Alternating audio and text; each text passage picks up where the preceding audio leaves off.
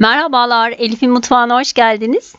Bugün sizlere yine farklı ve güzel bir reçel olan tam kıvam bal kabağı reçeli tarifimi paylaşmak istiyorum.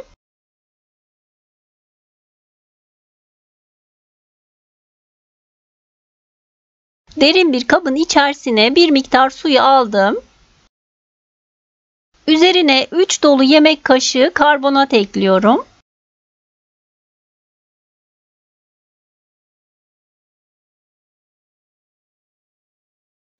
Bakın kuşbaşı şeklinde doğradım.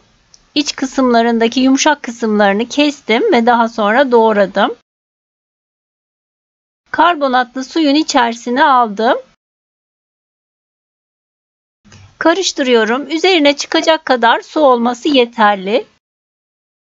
Kabaklar karbonatlı suyun içerisine iyice batsın diye üzerine bir tabak kapatıyorum.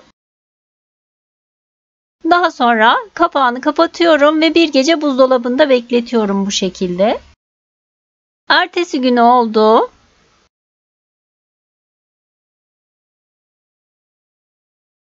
Kapağını açıyorum. Birkaç defa yıkıyorum karbonatı iyice gidene dek. Daha sonra süzgecin içerisine aldım. Bu sırada reçelimin şerbetini hazırlayacağım. Yayvanca bir tencerenin içerisine 4 su bardağı toz şekeri aldım. Yani 800 gram kadar. Daha sonra üzerine 5 su bardağı su ekliyorum.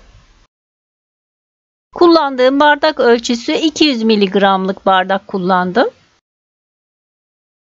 Şerbetim kaynayana kadar ara ara karıştırıyorum.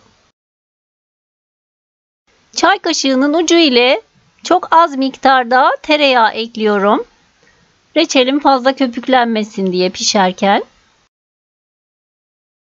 Daha sonra süzgeçte bekleyen kabaklarımı içerisine aldım. Kaynayana dek harlı ateşte tutuyorum.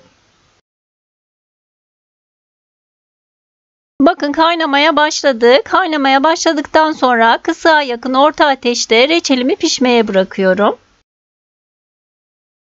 Ara ara hafifçe karıştırıyorum kabakları ezmeden.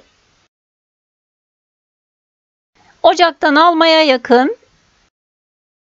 yarım limonun suyunu ekliyorum. Bir silme çay kaşığı limon tuzu ekliyorum.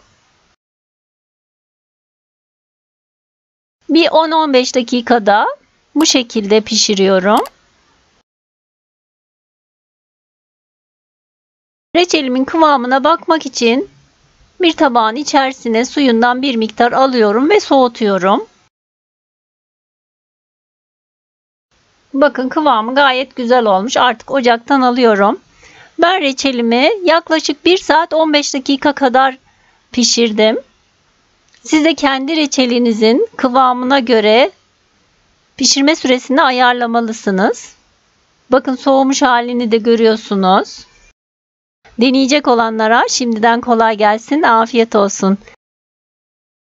Beğeni ve yorumlarınızı bekliyorum. Videomu izlediğiniz için teşekkürler.